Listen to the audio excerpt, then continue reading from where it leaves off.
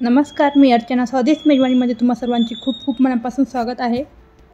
आज आपण सुशिला कसं बनवायचं ते बघणार आहोत. सुशिला हा एक नाश्त्याचा अदलामधल्या वेळात खाण्याचा पदार्थ आहे. मराठवाडा भागात हा जास्त प्रमाणात बनवला जातो. नाश्त्यासाठी खूप छान असा पर्याय आहे. चला तर मग आपण रेसिपीला सुरुवात करूया. इथे मी 3 ते 4 वाटी चुरमुरे घेते.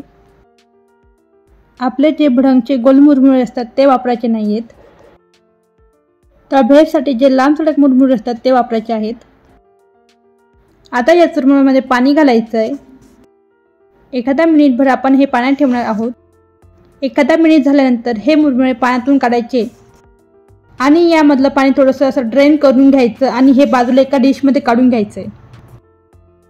इथे मी सगळ्या चुरमुऱ्यामधलं पाणी व्यवस्थित काढून घेतलंय. आता मी 2 ते 3 चमचे तेल कढईमध्ये गरम करण्यासाठी ठेवतेय.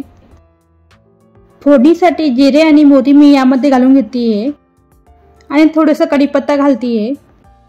मोहरी आणि जिरे छान अशी तडतडली पाहिजे, म्हणजे फोडणी छान बस. हिंग, बारीक चिरलेला कांदा आणि हिरव्या मिरचीचे काप घालून घेऊयात.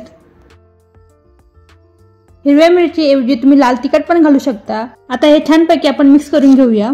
कांदा मऊ होईपर्यंत, म्हणजे कांद्याला हलकासा सोनेरी कलर येऊपर्यंत परतून घेऊयात. कांदा इथे मस्तपैकी 5 ते 6 मिनिटे हलकासा सोनेरी रंग येऊपर्यंत परतून घेतलेला आहे.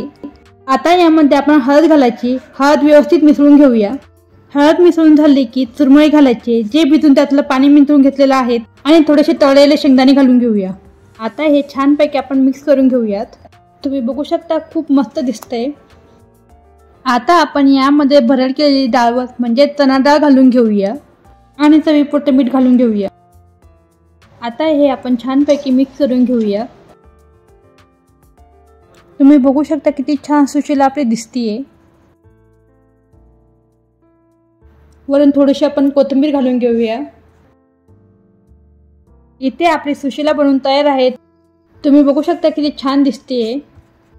तुम्हाला कशी वाटली ही आजची रेसिपी मला नक्की कमेंट करून सांगा. चॅनलवर नवीन असाल तर सबस्क्राईब करायला विसरू नका. चला तर मग पुन्हा भेटूया अशाच मस्त नव्या रेसिपीमध्ये. धन्यवाद.